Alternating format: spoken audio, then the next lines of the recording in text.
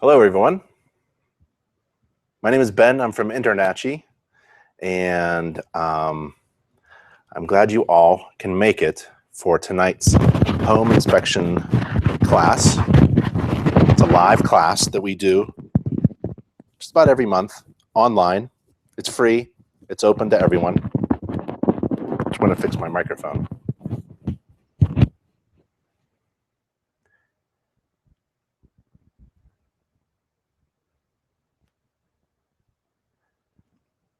Tonight we're going to do a home inspection. And if you'd like to ask questions, feel free. So you probably see a screen with a few dots, a few boxes grouped together at the top.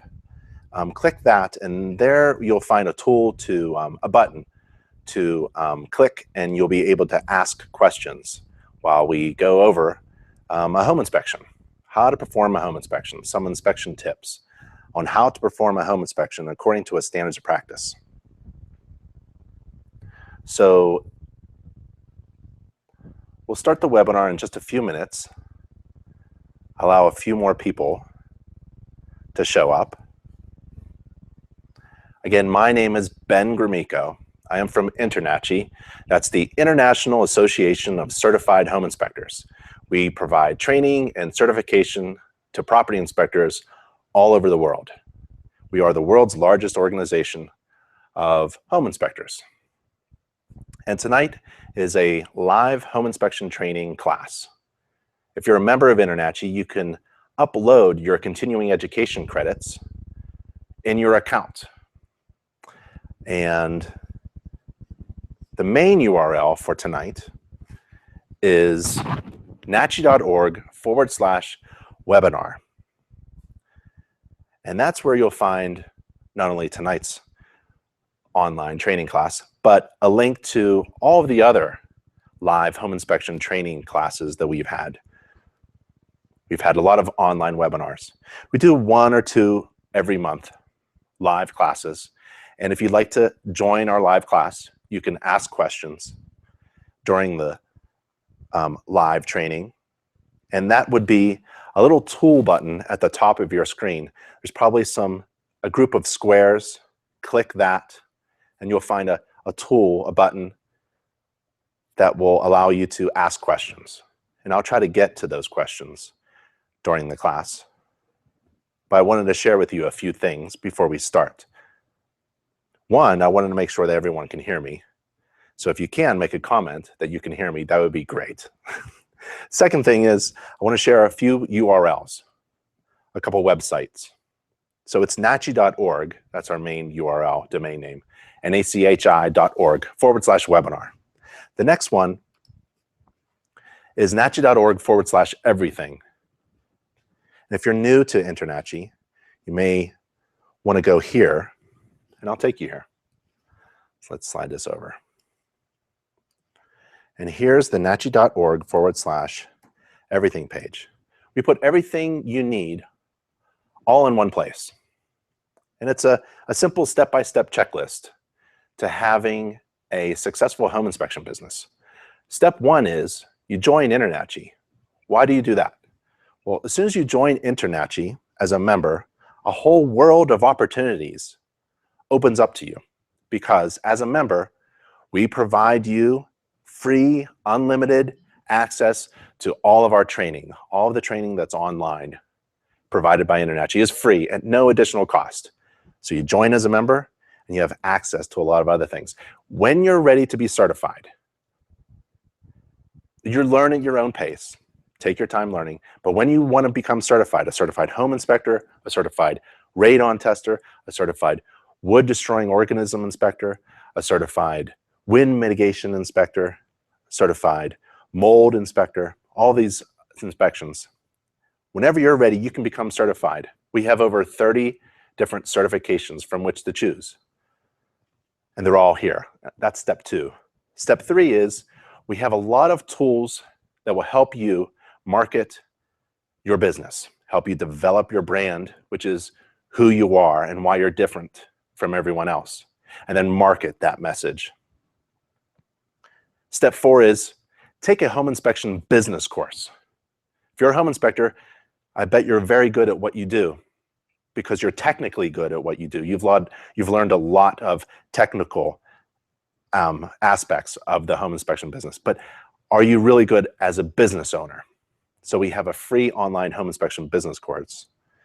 Every member has an online account through InterNACHI. It's a portal through which you access all this great stuff for your business. Step 6, we'd like to give you all the tools you need to develop a website. You have to get your business online. If there's one thing you do, is get your business online. We provide those tools. And we have a ton of membership benefits. And then on. We have about 15 steps you take. And that's all at nachi.org/everything. Today, we're going to do a home inspection. I performed a home inspection a while back. And I took a lot of pictures. We're going to go over those home inspection pictures. And we're going to learn some inspection tips along the way. And we're going to look at a bunch of defects that I found during that home inspection. And this is a home in the Northeast. So it's a cold climate. And it's around October. So it's fall, September, October. So we're going to actually have a home that has an gas-fired boiler, I believe, in this one. The first thing I do is I inspect the roof. And when I go up on the roof, I want to identify the roof covering material, identify that roof type. This is a gable roof. This is asphalt composition roof covering materials. I also want to identify how many layers of roof covering there is on the roof. By identifying how many layers, well, that helps me gauge on what else to look for. And also helps me determine how old the house is. You do not have to walk upon any roof surface according to the InterNACHI standards of practice. If you're trained in ladder safety, ladder performance, how to use a ladder, then a lot of inspectors go up on the roof. I did. I built homes. I installed roofs. I'm very familiar with it. I'm trained to be on a roof. If you are not trained, you do not have to. You can perform a home inspection from the ground. You're allowed to do that. But I like to get up on the roof. And I carry big, tall ladders. And when I go to a home inspection, that's the first thing I inspect, is the roof. Ideally, what happened is I show up early and I get up on the roof so that I can do all the hard stuff up on the roof. I do my inspection checklist, going through all the systems, the components of the roof system. And before I step on my ladder to get back down, I'm basically done with the roof. But hopefully, I time it just right and my client shows up. My client and their agent shows up into the driveway and I wave to them from the roof. That's a pretty good first impression because I haven't even met my client. Home inspection business is kind of strange. You meet your client after you're hired. So I was hired to perform my home inspection. We signed an agreement. I get up on the roof first. I wave hi to my client and I provide a really good first impression.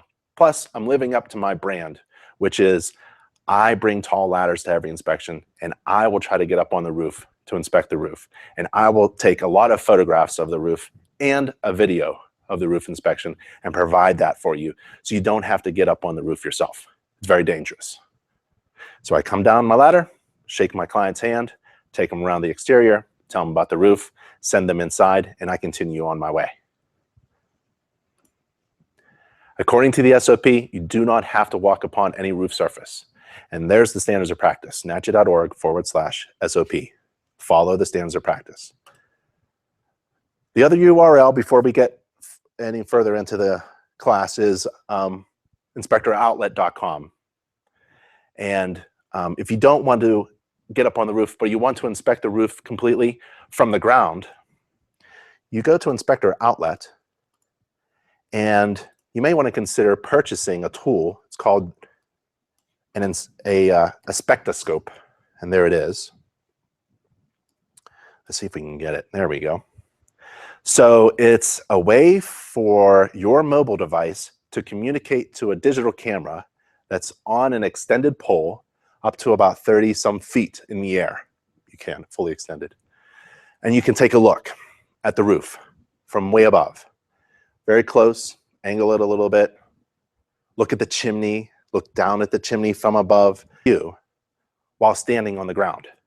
And it's a wireless connection between your mobile device, could be an iPad or iPhone or mobile device, and your camera.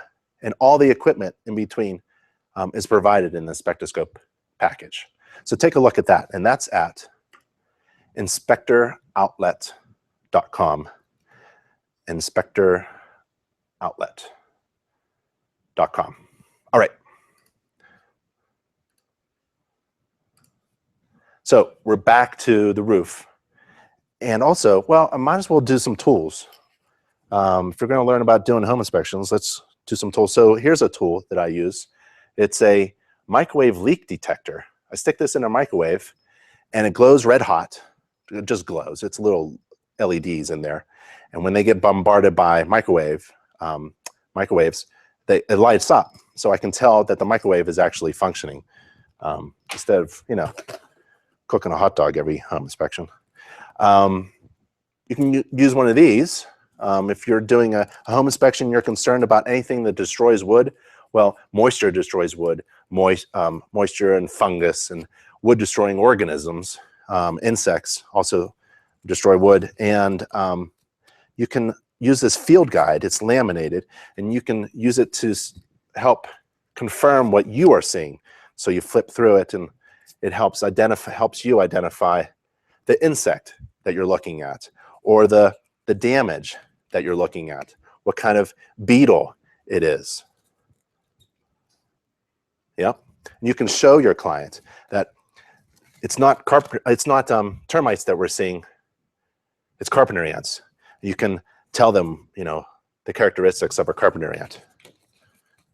So that's a really cool guide. Field guide for a home inspection. One of the best tools, we talked about running a successful home inspection business at nachi.org/everything, but you can download a digital copy of this for free, or you can buy the copy, printed copy at Inspector Outlet. Here's another tool that I use. You don't have to, it's not required by the standards of practice, but it's a moisture meter. You can stick in your probes or non-invasive, and it beeps and gives an actual quantitative value for the moisture that you're looking for. And when I do an infrared scan, because I'm infrared certified, and that's a certification that InterNACHI provides, when I use my FLIR iPhone infrared camera, hello. So I use this to look for anomalies around, just move it around the room, looking up, looking down. I'm not really quantifying anything. I'm not measuring anything. I'm just looking for anomalies, something different on the surface that shows some kind of different temperature. Moisture is typically an indication of, it'll look cool, but it could fool you if you're not properly trained. So you want to follow up with a moisture meter. So these two go hand in hand. Don't do one without the other.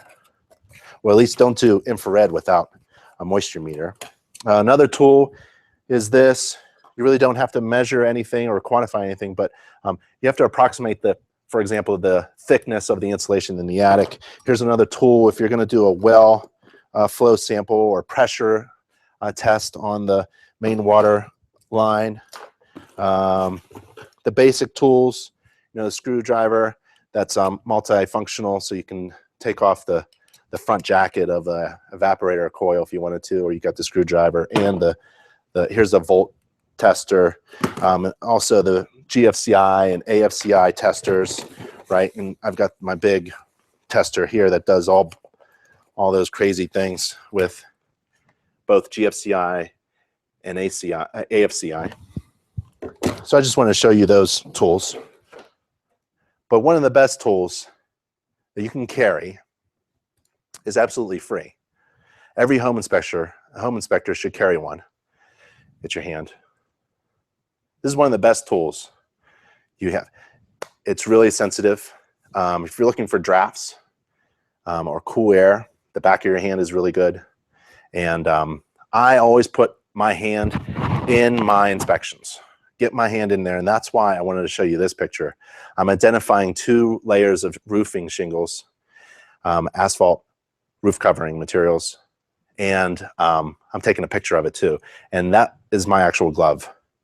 It helps protect me on the outside. And on vacant homes that have not been maintained, or around the toilet area or the sump pump area, especially the electrical panel, I want gloves on, dry gloves with a lot of rubber on it. So when I go up on the roof, remember, you don't have to, but when I go up on the roof, I take a lot of pictures, maybe about 200, 150, 200 pictures just of the roof surface. And what I like to do is I like to think system, component. So I take a picture of the system, and then I take pictures of the components of the roof system. So I'm on the roof. Let's get to the ridge area. Let's go down the ridge, down the surfaces. I'm taking pictures of every plane of the roof surface. A lot of pictures. And then I'm taking pictures of components. Like, okay, that's a powered vent fan. It's not running today. It's kind of cool. But I have to remember to go back underneath. Sometimes that fan motor is actually missing. This is an old idea. So I don't know what's going on right now. I'm assuming that this is a powered roof fan. So I'm looking at other ventilation areas, components.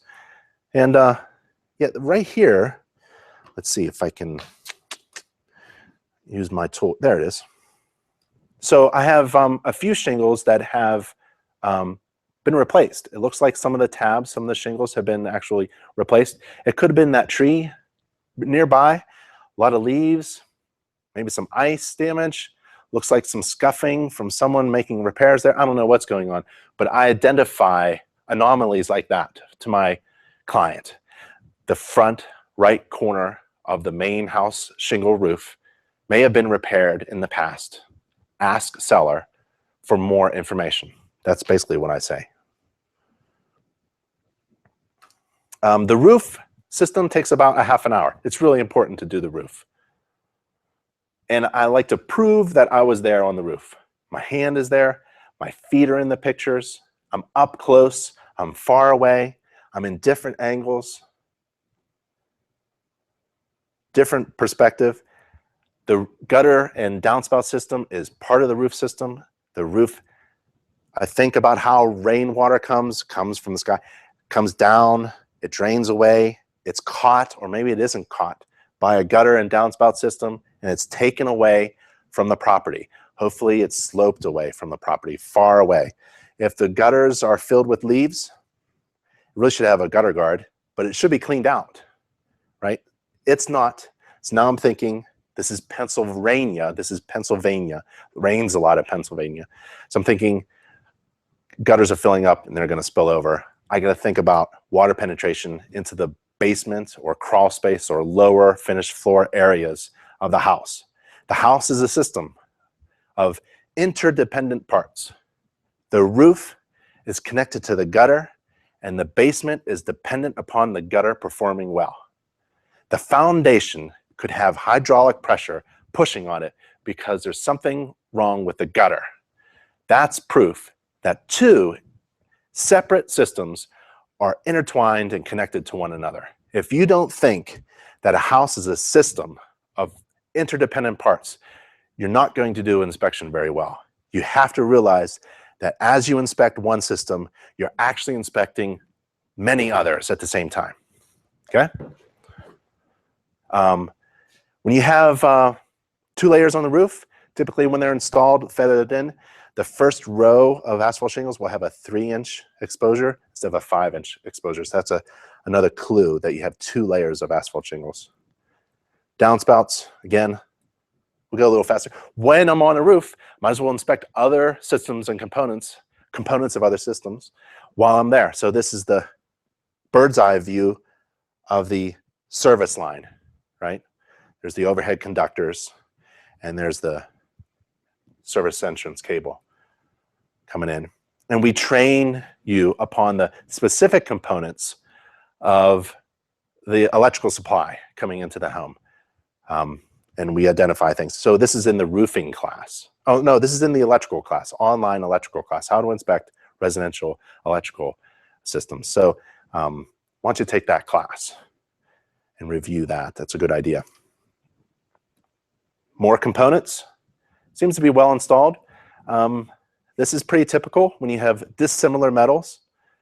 Aluminum on the top, galvanized steel on the bottom.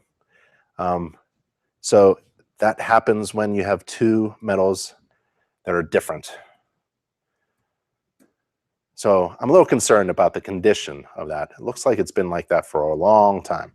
And those roofing nails on that flashing are not sealed up.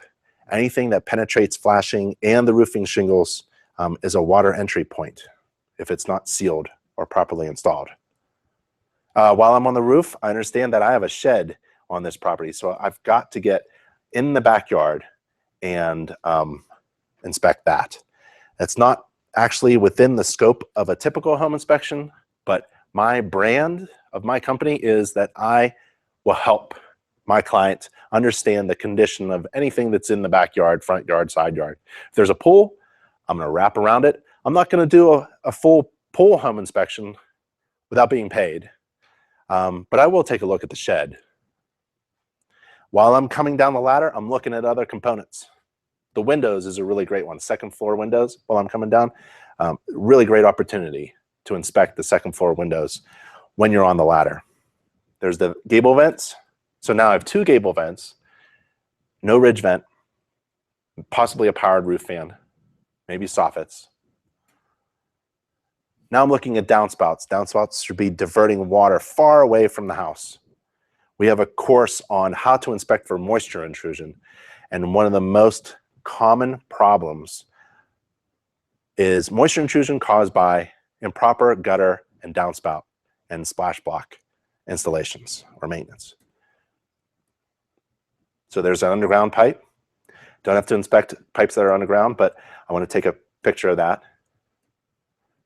There are trees nearby. Little metal roof, probably over the dining room there. Little bump out. Aluminum siding looks great. Different materials on the exterior. We have an exterior course, how to inspect the exterior. This is a true stone front. This is a house made out of concrete masonry units, concrete block, mortar joints in between, with a parging on the outside, just to give it some texture so it looks nice, and then it's painted. And sometimes these older homes like that are built and they have foundational cracks, like this one near a window corner is a common crack area. I lived in a house with concrete masonry units. The whole thing was built out of concrete blocks, and this is a common thing. It's not patched up very well. I like to patch it with like material. This was patched with white silicone. It never works really well. It's aesthetically unpleasing. Some of the parging near the bottom is falling off, kind of minor. The structure looks great. More cracking, pretty minor. I want to take pictures of the dense vegetation that obstructs my view of the foundation so I can prove that I did my best. And I take pictures of the elevations.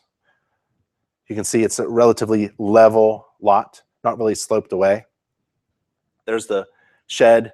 Shed roof's okay. The interior is okay. There's the driveway. Asphalt driveway material is cracked. A lot of depressions, pothole areas. I'm just concerned about the height of the driveway in relationship to the garage floor. Doesn't look like it's sloped in the correct direction. It should be sloped away. I believe water is going into the garage, and there is some of my proof.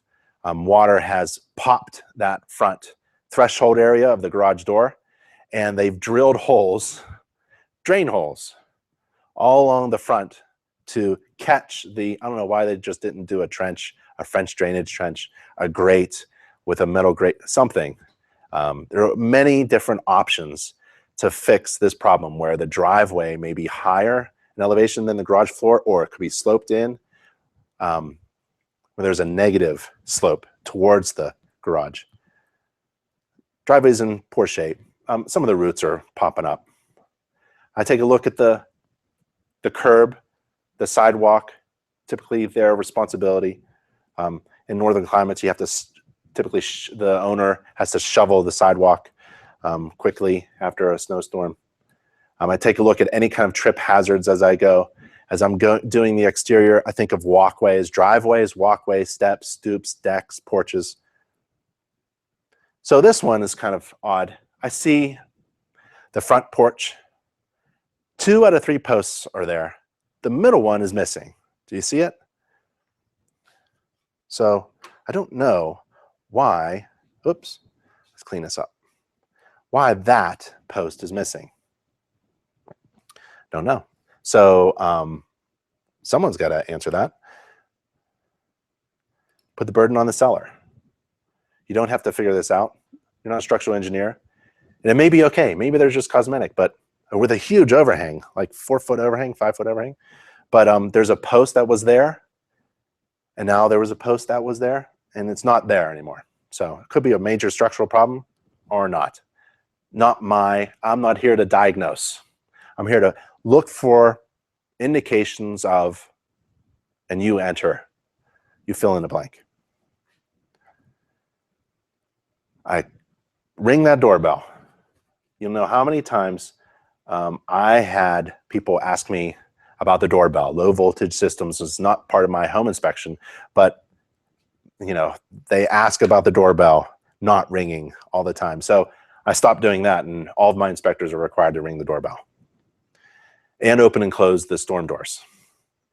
No GFCI protection for the exterior receptacles and my GFCI here. So, you know, I use photographs for many reasons. One of them is to help document the condition of the home at the time of the inspection. The other one is to help me remember what I inspected and what the problems were. So I cross my fingers when there's something wrong. So no GFCI protection. Let's see. I'm going through the windows. Oh, I see a discharge pipe. Not sure where that's coming from. I quickly see, open a garage door, and I quickly see it's the sump pump right at the corner of the garage door with the discharge pipe going underneath the electrical panel through the foundation wall of the garage. Dry, bone dry in there, but indications that there was water. And obviously the gutters are overflowing.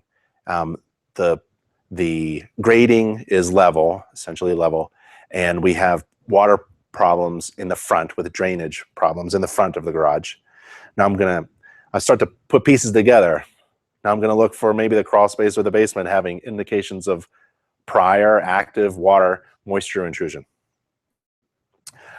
This is a gas meter, natural gas, supplied to the house. Meter's on the outside, shut-off valve, meter, and then the line goes in. Electric meter is right there. Typically in Pennsylvania, those two are right next to each other. We already took a look at this from the roof. Secured very well, has the cable and telephone lines. But the sheathing, the cloth sheath around the entrance cable, around the service cable, going into the main electrical panel is deteriorated. So when I take a picture, I set my digital picture down to the smallest, least, lowest resolution, sorry, or in the smallest size. I'm not publishing a book. I don't need pictures that are megabytes in size, big pixels. They're all sized at 640, 480. Very small little pictures. And they do a really good trick. You can see it now. They do very well in explaining the condition of the defect that I found. So this needs to be replaced. Exterior water faucets are frost-free. That's great. No GFCI receptacle on that one. There's a drainage ditch, drainage pipe right there at the basement door. You could see that mud puddles up there, water puddles up there. They have water problems in this house. I have a garage door with a bunch of holes, poorly designed, poor workmanship, probably doesn't perform very well to stop water from entering the garage. I have a drainage problem here, so I added a drain to this existing concrete slab, and it's filled. It's just clogged. Bottoms of the doors look great. The fence, not part of my inspection, but I'll take a look at it. I mean, if it's fallen over, I'm going to comment on it. My client may have a dog, and they may be concerned that the dog's going to escape.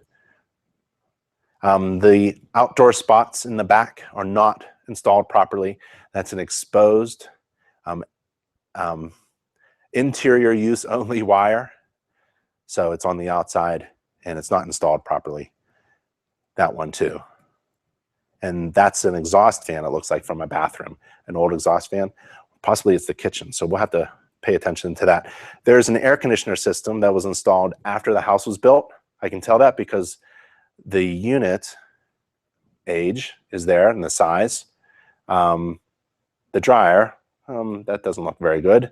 That should be replaced. But the refrigerant lines and electrical line goes up into the attic space, up along like a channel going alongside the house up into the attic space. Now, I'm imagining we have an air handler in the attic and it's drawing air from the second floor ceiling through an air filter, goes through the evaporator, and is distributed out through some hopefully insulated ductwork that's installed properly. But I doubt that the ductwork went down to the first floor. So typically, this retrofit was installed in the attic and they just left all the components up in the attic. So I'm going to take a look at that. So you can talk to your client about balanced distribution of conditioned air if you'd like. And we help you with that conversation in our training courses. We have several excellent advanced HVAC training courses and also indoor air quality and comfort and climate courses. Now I'm in the garage. I want to take some pictures of the garage. The garage typically is the dirtiest area. It's got a bunch of, could have a vehicle, a bunch of ladders, tools, things hanging off the wall, things on the floor and on the ceiling, just all over the place. All of this is a way for me to document the inspection restrictions at the time of the inspection, right? But I'm going to do my best to take a look around. I'm going to walk carefully around everything, and I'm going to see everything best I can.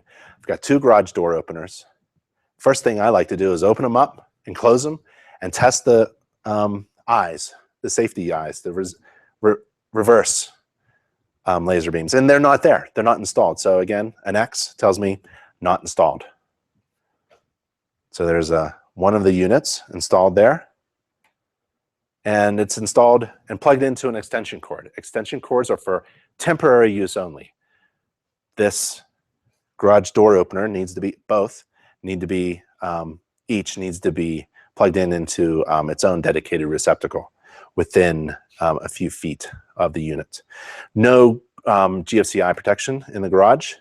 The dryer actually is in the laundry room on the other side of the garage door, the other side of the firewall, and a hole was drilled through the firewall and a dryer vent pipe, this foil stuff, was used and it's exhausting outside. Fire hazard, other hazards too. So we could have gases coming from the garage into the home being drafted in. And we could also have, if there's a fire, it could, from the garage, it can easily pass through the firewall, through that opening. So this is not safe. It's against modern code. Back then, they probably actually went outside and used the clothes hanger to dry their clothes. That's how old this home is. So watch for retrofits. So I'm taking a look at the structure of the garage. A lot of improper wiring, a lot of wires just hanging with a staple and some duct tape and twisted around. The fire door is not to modern code, but at least has some metal on it. So I'm identifying that, the firewall. I take a look at the main beam, the center beam, and the post, how it goes into the concrete. So we have improper wiring, right?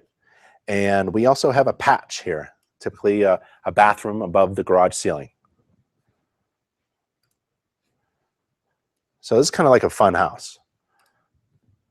There's a thermostat in the garage, and that's connected to, it's not electric. It's connected to, some kind of water heater system, right? Oh, I must have a gas-fired boiler.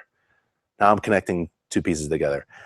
So this is a, basically the switch turns on a fan when it gets hot enough. Hot water goes through this radiator, and the fins get warm, and the fan turns on, blows the garage air through the fins, and heats up the garage. I've inspected these before. They're very basic. They last for a very long time, but this one did not turn on for me. So we need someone to help us with this unit. And there's the dryer vent. And there's the water stain. This is when your infrared camera comes in handy, or your moisture meter comes in handy. And by the way, there is a deal going on with our e-commerce partner, Inspector Outlet.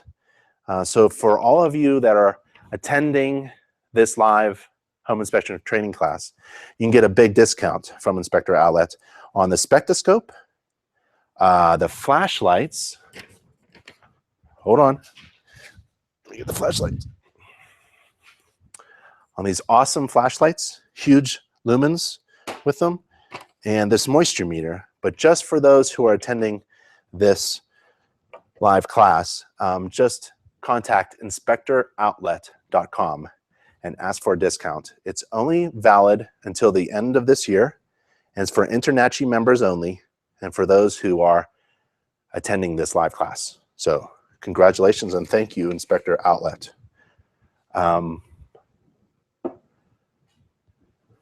So for those students who didn't show up tonight, so any kind of water indications, I'm going to follow up with a moisture meter. I don't have to, it's not required by the standards of practice, but this is how I brand myself. I tell my potential clients that are visiting my website to figure out why they should hire me. I tell them that I bring tall ladders, right, and special tools to help me see what other inspectors can't see, and I can bring in my moisture meters as well. So tools is really an important way to brand yourself. Training, certification, and tools.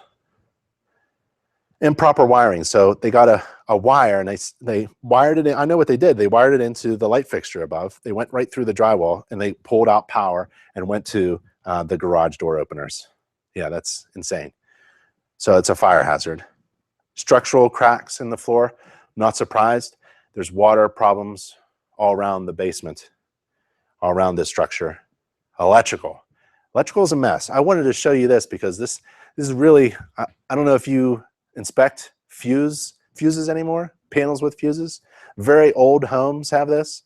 I can't believe this wasn't updated, but this is an actual live fuse panel that has been adapted to the homeowner's needs over time. They need more power, so they only use a couple of them. The breaker for the air conditioner blower is there, and a couple of fuses that are overfused for the gauge wire, that's there.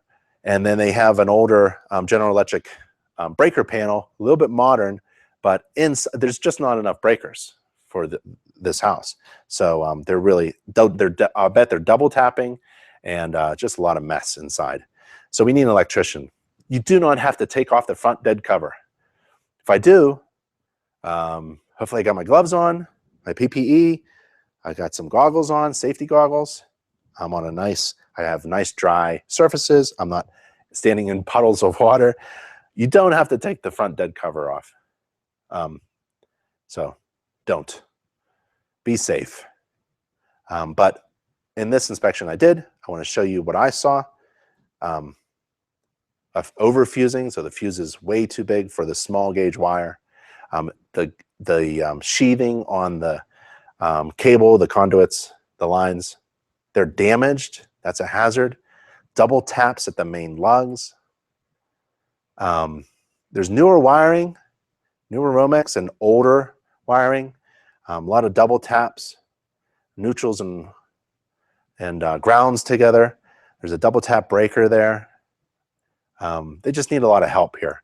There's missing there's grounds that are twisted inside, but there's improper wiring and connections on the inside. They're just using tape, and there's a lot of things in here. Missing clamps at the knockouts. There's some damaged wires. This could be for a generator. So the electrical panel needs help. Electrical system needs help. And that's no ground faults on the outside, right? Improper spotlights. Remember, improperly wired. The garage has wires hanging all over the place. So you have to remember all the components and put them all into the electrical system part of the report. Thermostats. Do we have any questions? You guys can ask questions. Ladies and gentlemen, may I ask questions? Anything? Nope. Okay.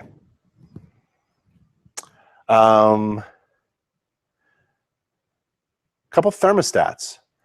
So there's a thermostat there. It looked like the garage thermostat, remember, for the, let's call it the boiler system. And there's another thermostat, same type, same age. Then there's another thermostat.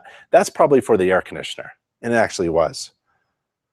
As I go up from the garage, up the stairs, I realize that there's a bulge in the wall. So as I'm going up, I'm looking at everything. Trip hazards at the stairs, railings. We have surfaces all over. Look at the floor surfaces, the wall surfaces, ceiling surfaces, looking for watermarks, and this huge bulge in the structural part of the house probably settled at the band rim joist area, and they never fixed it. Or maybe there's something continually going on. I don't know. I'm going to call it out and ask for further investigation. There's a boiler system right next to a hot water source, gas-fired boiler, gas-fired hot water tank, natural draft at the boiler, natural draft at the hot water tank. The components of a boiler system is a bit complex. There are valves controlled by thermostats that allow the water to flow because there's a pump at the, essentially a boiler is a big container, typically cast iron, filled with water, flames underneath, heats up the water, a pump turns on at a certain temperature and circulates the water throughout the house. Multi-zones could be controlled by thermostats, and there's valves and different pipe distribution zones. So you turn on a valve, the water's circulating, a valve opens up, turn on a thermostat and a valve opens up, and that water then flows through. As it flows through, it's going through a radiator and it's releasing its energy out. And it comes back cooler to be reheated by the boiler again. These boilers get really dirty, especially oil-fired boilers. Gas boilers need to be cleaned, and this one hasn't been touched in many years. I like to look at the flame color if I can, or the service record. If it hasn't been serviced in the last year, I call it out. That's a pump. Pressure, water temperature gauges, TPR valve, safety devices.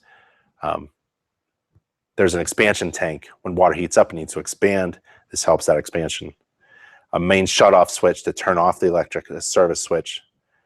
And then the flue pipe and a connection to the chimney. Remember the chimney, the rusted one? Dissimilar metals, galvanized rust. This is the bottom of it. The fire flashing is improperly installed. It's loose, very loose. The whole pipe was actually sagging a little bit. So it was sagging. I can push it up. There were no fasteners to connect the pipe connections together. It's shared with the gas hot water source, natural vent. So the heating system needs to be cleaned and serviced, and the flue pipe needs to be secured, and the fire stop flashing needs to be fixed. Water supply coming in. Public water shutoff valves, water meter, missing jumper cable in case the water meter is replaced. There's the main water line coming in through a crawl space part of the basement. And now I'm looking at structure as well. Concrete block, little crawl space area, not very big. I'm looking at wood, untreated wood in contact with concrete, and we have water problems down in the basement. A main water line was cut off and a new water line was installed. Improper electrical junction. They just spliced right into an existing cloth Romex, and so they didn't use a junction box. They didn't do electrical wiring in this house very well.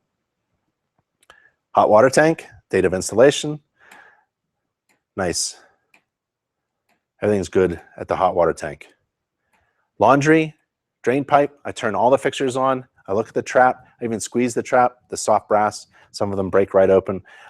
There's the dryer exhausting into the garage, gas shutoff valve. The bathrooms, run all the fixtures, flush the toilets, run the sinks. GFCI, no GFCI in the bathroom. There's a receptacle at the light fixture, which should be GFCI protected. There's no mechanical vent, so it's just a window. The doors are kind of sticky at the corners. Windows, doors, receptacles. See this in the basement. We're still in the basement here. And if you take a look, this is a perimeter French drainage system of some kind. That's a concrete block cover over a ditch, I'm assuming, with maybe some gravel and some pipe that leads all the way to the crawl space sump pump. Thought that was an interesting way of doing that. So my hunch that there are water problems with this house are pretty much confirmed because they installed that drainage system. But they have furniture and it's a finished basement. You know, it's living. Looks kind of white paint. Maybe they recently painted it. Looking for any indications of water now. And there's rust. So that's the baseboard radiator system, and it's totally rusted. So water rusts metal. There's indications of water penetration here as well. On several surfaces, the carpet has a stain, the baseboard trim has a stain, this trim has a stain, this wall paneling has a stain. It extends all the way over here. This has been painted over to make it look good, but I think this is after it's been painted. So right now I'm just calling it out as active, right? But I'm going to use my moisture meter. When I can, I pull up the carpet so that nobody complains about it. I don't go crazy, but look, this is all wet. So this is a wet carpet, wet stains, moisture. So it's a good thing I have a digital camera because it'd be kind of difficult to explain what I see. It's actually wet to the touch. Best tool a home inspector can have is your hand. So we have water problems in the house down in the basement. This is my extendable moisture probe. It's an old version of this. I like this actually, but it's this essentially on a stick.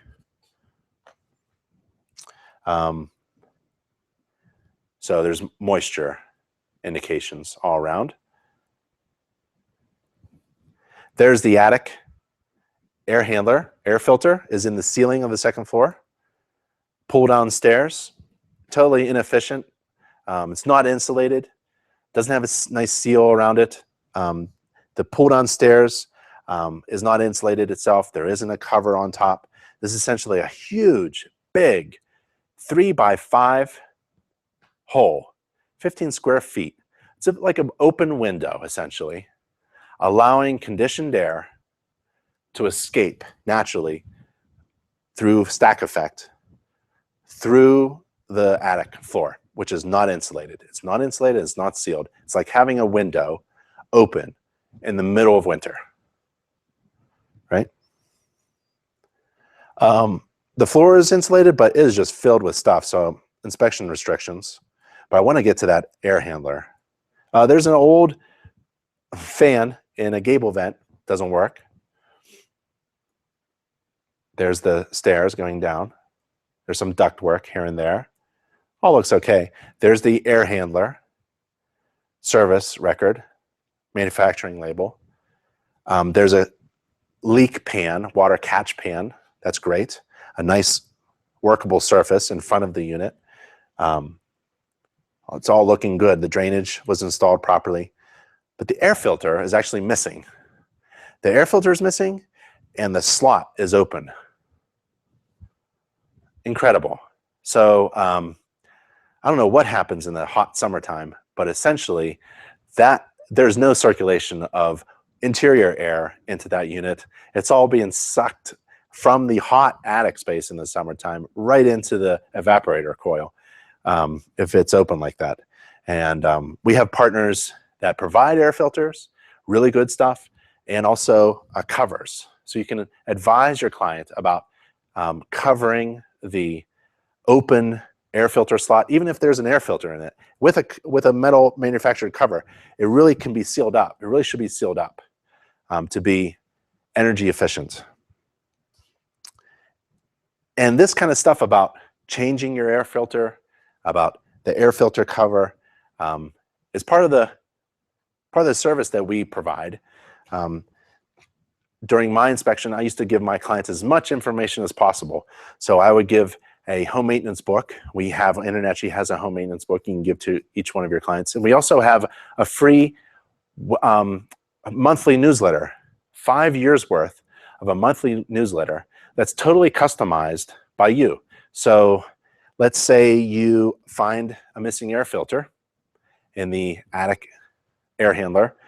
You want to teach your client about the things that you find during your inspection. So you turn around and tell your client, you write it in a report, you take some pictures. But also this customizable homeowner newsletter system allows you to mark that defect in the newsletter, and Shazam, when they receive the newsletter from you through our system, it talks about the importance of maintaining your air conditioning system and air filters and indoor air quality, things like that. So take a look at this home maintenance newsletter. It's a free monthly newsletter that you can offer to every one of your clients. And it helps you keep in touch with your clients as well, not just educate them. So if I can, I'll take a look at the inside of the evaporator. That's a really cool shot. It's filthy dirty, needs to be cleaned. There is a chase, a vertical chase from the lower floor, the basement floor. Remember, we're in the basement looking at the fire stop flashing? Well, that goes all the way up into the attic.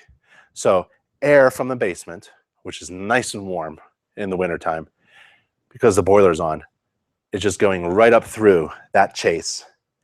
And the air from the nice warm rooms in the wintertime on the first and second floor are not insulated. You can see the studs, they're exposed.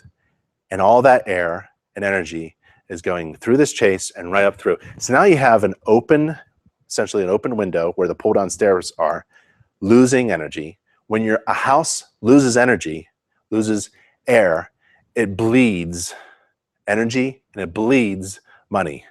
It loses energy and loses money. We actually have a training and certification about how to become a home energy inspector. You're trained on looking at these things during a home inspection and describing them in a way that is related to saving energy and increasing comfort. So we actually have for United States, members in the United States only, a free home energy report software you could use as well. So contact me if you want to know more about that. Well, anyways, there it is. There's that chase. And it's not even supported really well. They have clothes hanger wire holding and securing the unit. And there's interior cable, electrical cable, in contact with the hot flue pipe. Really dangerous situations. All right, so there's the attic. The fan did not turn on for me, manual fan. It's on the thermostat, but you can manually turn it on, and it did not kick on for me. So not ventilated well. I do the bathroom fixtures, ground faults, basically the same thing. Flush the toilet, run the sink, do some GFCI, take a look at those finishes, the ceiling, the walls, the floor, run water at the tub, shower. Some inspectors fill up the shower to make sure the shower pan is okay. This one was pretty easy. The plastic walls that were installed over the probably deteriorated original tiles is cracked. So there's a lot of cracking, especially at the handle area. So it's not safe. Someone's going to grab that and depend upon that railing to be there, that handle to be there, and it's going to crack on them. So that is a problem that cannot be patched with silicone. So you have to think about safety when you're in the shower. So all that works. I love to take open the plumbing access panel. I think every tub and shower should have a plumbing access panel for inspection. It should be a routine maintenance kind of thing for every homeowner to do, because you don't necessarily see the water leaks, but they're happening above the plaster or above the drywall. So I pull open that and I take a look at the trap and the fixtures and the pipes, and everything looks good on this house. Improper wiring, reverse polarity at the wall receptacle. I do the windows, the doors, receptacles, looking around, taking pictures, and I'm heading towards the kitchen. Smoke detectors. There's the living room. Looks pretty good. Interior is okay. Here's the kitchen. Fixture, newer fixture, drain pipe, supply lines, shutoff valves, looking great. GFCI protection, that's great. Dishwasher, I run a short cycle at the dishwasher, especially if it's empty and the house is vacant for a while and you open it, it smells kind of funny, not been used for a while. I'm going to test those gaskets. 1, 2 out of 10 times it leaks. Turn on the stove. It's a retrofit stove. I don't think a manufacturer did this. This looks like a couple drywall screws. A little concerned about the gas line that's so big and twisted around. And if I put on a big pot of sauce, and that stovetop is just going to collapse. The ventilation fan in the kitchen should exhaust outside. This one ventilates interior air, doesn't really do anything. And there's my microwave detector turned on just for a second. And there's the stove, and I turned that on as well. And that was the home inspection. Do we have any questions? If you have any questions, please feel free. We're just about 1 hour, so 6:30 to 7:30 my time, 8:30 to 9:30 Eastern. Here is the main URL for future live home inspection training classes and all of our past live classes and webinars are at this URL. And if you're looking for everything that InterNACHI offers, well, it's at that URL, nachi.org/everything. It's basically a big step-by-step checklist of everything that InterNACHI has to offer. Go through that checklist. It's good for new inspectors as well as veteran inspectors. There's the standards of practice. We perform our home inspections according to a standard. That's the standards of practice, the international standards of practice for performing a general home inspection. Here's the main URL, and you should go here now if you haven't, because I'll show you why. There's a free book on here, our main URL homepage, nachi.org. You can download a free ebook, and it's actually this book. This is the printed version, and it's titled How to Run a Successful Home Inspection Business, and it's written by my brother, founder of InterNACHI, Nick Ermico. It's free. Just download it, all right? And that is what I wanted to share with you. Do we have any questions? We don't have any questions. We have a ton of people online. Everyone's saying that you can hear me, but no one has any questions. Well, if you don't have any questions, I'm going to say goodbye. I highly recommend visiting inspectoroutlet.com. We have some amazing stuff there. Inspector Outlet is InterNetG's e-commerce partner. They sell cool things like this, and there is a special discount for InterNetG members till the end of the year. For certain items, there's a big discount. So contact Inspector Outlet, and this is for only InterNetG members till the end of the year who are attending this live class. So if you're interested in some tools, just email them. And it's sales@inspectoroutlet.com, sales@inspectoroutlet.com, or just visit inspectoroutlet.com. Any questions? I'm looking. Any questions? Here's some.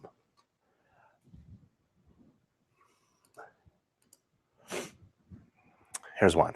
Greg asks, Ben, I see you using different hand gestures. Could you explain usage and reasoning? I like it and would like to know more. I guess you're not talking about as I talk, but as I take pictures, right? So you know, this is a bad thing. So I take a picture of my hand, one for scale, and the other one is to tell me what's going on, right? A lot of people spend I review a lot of home inspection reports. A lot of you are spending a lot of time with arrows and circles. What? Here. So take a picture of what you're taking. You know, if there's a flashing problem, point to the flashing problem and take a picture of it. If it's wrong and it's not evident, self-evident, you know, cross your fingers. That's a bad thing. How many layers on the roof? 1 layer, 2 layer, 3 layers. At the electrical panel, I like to identify it as 200 amp, 150, 100 amp, right?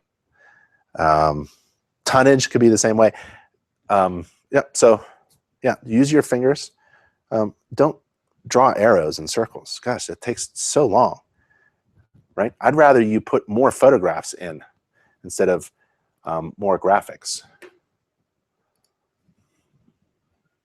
All right, Greg.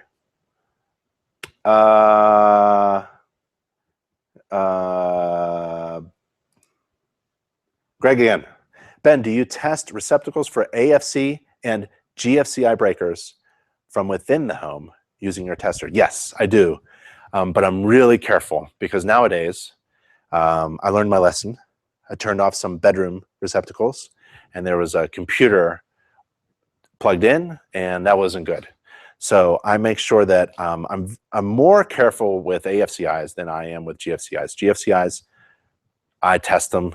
I don't even ask for permission. I test them from the outside, and I listen for a breaker that trips or a receptacle. It's typically the bathroom. Master bathroom has the main GFCI for the other bathrooms, and sometimes they're the exterior ones. Sometimes the reset is at the garage. Could be a wall receptacle reset or a breaker that's reset. The AFCIs, if it's a vacant home, I'm going to test them. The breakers, I'm popping the AFCI breakers at the panel. They're supposed to be tested that way. It's okay. The other way to test them is through one of these testers, and you can do that from a bedroom, for example. But I want to make sure that I have permission to do so. And AFC it's difficult. If you can test it, test it. But I would ask for permission first, just to be safe.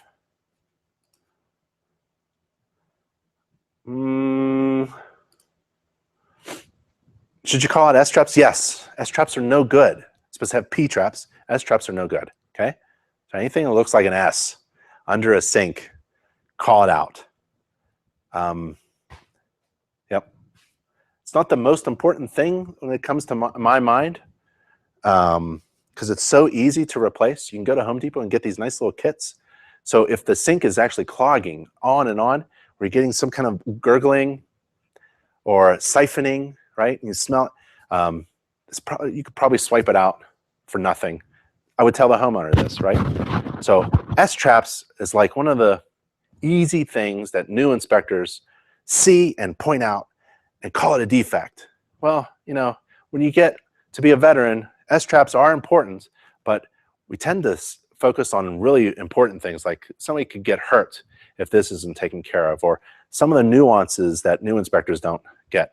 The veteran home inspectors can put things in perspective, and you can absolutely see an S-trap, point it out, but it's probably not the most important thing. You know, trying to find something that could hurt someone is probably on my mind more than that. It's going to be in a report. I'm going to take a picture of it. I'm going to talk about it, but it's not going to be number one on my list of things to go fix. Keep things in perspective.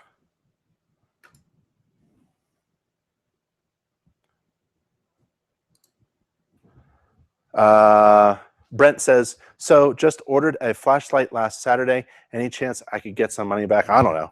I don't know. Why don't you call Inspector Outlet? Inspector Outlet offered a great deal for tonight.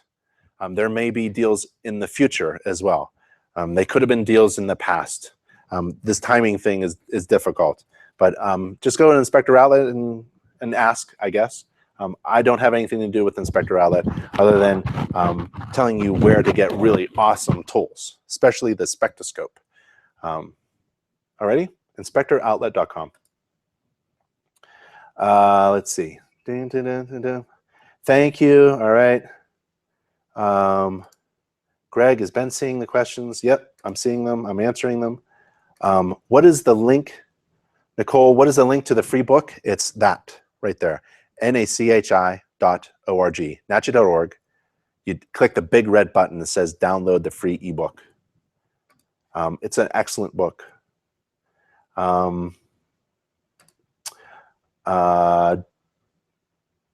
Coffer says, thank you for the time you put into educating us, helping to make better inspectors. You got it. Sean says, Ben, how long does an average home inspection take you to complete from the start to finish? Let's say on a 2,000 square foot home. Love this question. You have to take the home inspection business course. It's free, it's online, it's actually open to everyone. You don't have to be a member of InterNACHI. Take the home inspection business course. Because we figure out how to price your services. And it depends on various factors. Most important being your time. So how long does it take you to do a home inspection? Well, if you're charging about $1,000, right, I'd spend all day. That's about the right fee for me. $1,500, you got 8 hours of my time. Charging about $300, $400 or something like that, and you have to do 2 a day.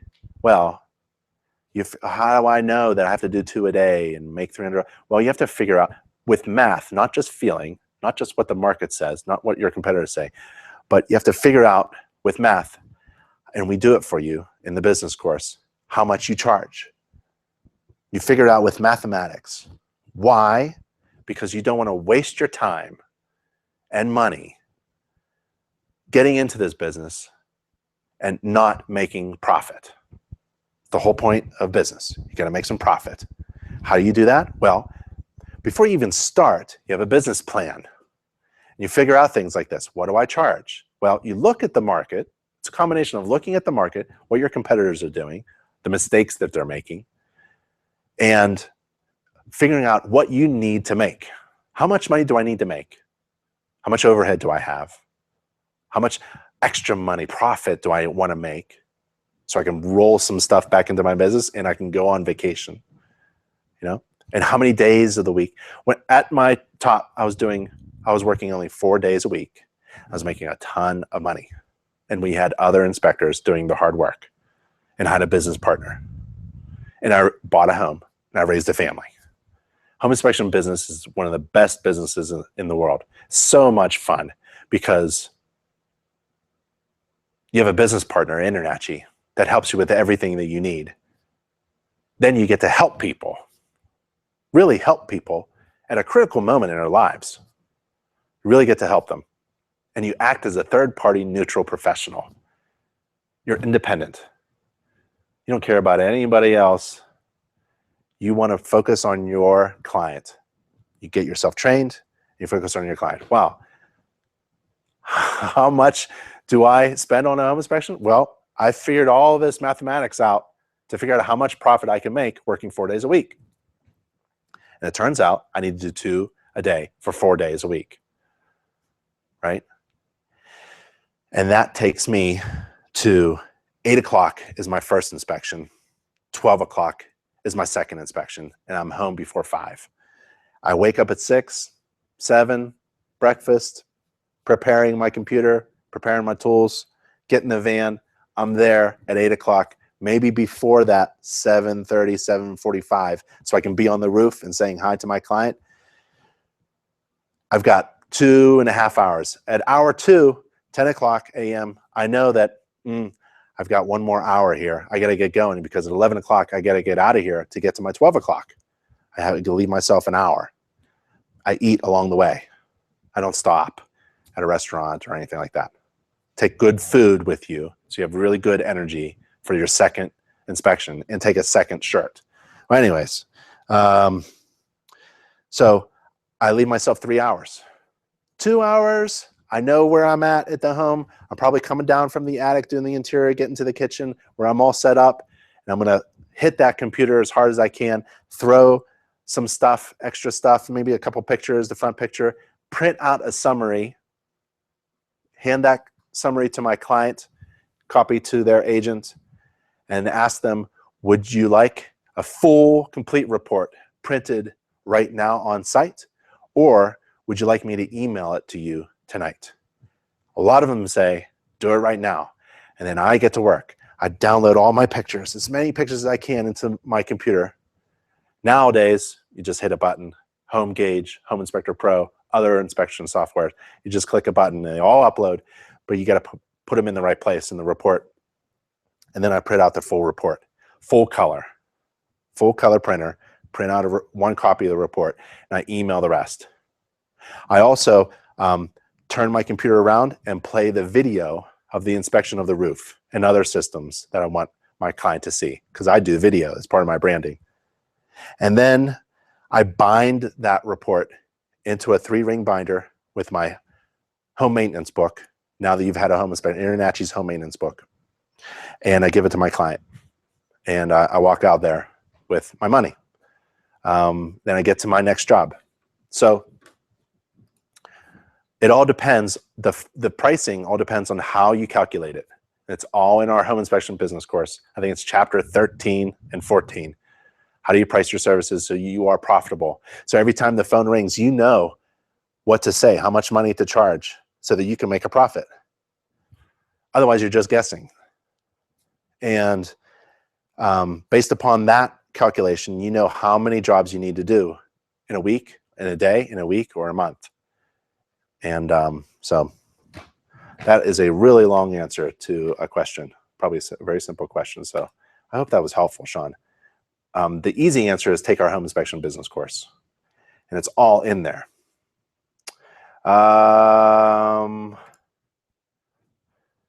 Mary says, please explain the process by which you get hired. Does the realtor recommend you? Second question, yes. For my business model, you write a business plan. In my business model, we've marketed to real estate agents. My goal was to have 30 real estate agent friends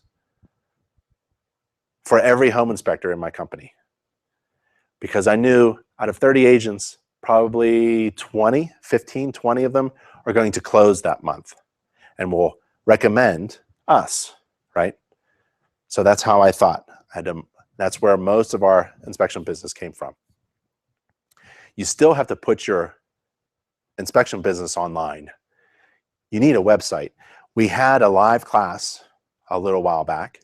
The video is recorded on how to build your own home inspection business website for free in just a few hours. I actually showed you how to do it. And we give you the tools, the webmaster tools, that you can actually use in your website service. And it's all free. So we showed you how to do it. You don't have to don't feel compelled to hire anybody nowadays to get your business online. You don't need special skills anymore to build an amazing website. And I show you how. We show you how to do that in our training videos. Go to nachi.org/webinar to find the recorded video of that training class. You do that, you get your business online because you can network the heck out of it and get strangers to find you. Total strangers in your area who are looking for a home inspection, or clients who have hired you who like to talk about their experiences to all their friends. 20 years ago, you may do a home inspection for a client, they'll be at a party and they'll talk to a couple people. Nowadays, that same person would talk to 100 or 200 other people in their neighborhood because of social networking. And you can't tap into that without, one, doing great work, and two, getting your business online. So you have to be trained and certified. You have to know what you're doing. You have to take a home inspection business course. We actually have a customer service and communications course as well. You have to get your business online. And that's how you get hired. We have a marketing department that does one thing, and they do it really well. The marketing department isn't for InterNACHI. InterNACHI is doing well. The marketing department works for our members all the time. There are, I don't know how many we have now, half a dozen full-time designers, illustrators, and creative people who work on marketing and branding, who give one-on-one consultations for free with you.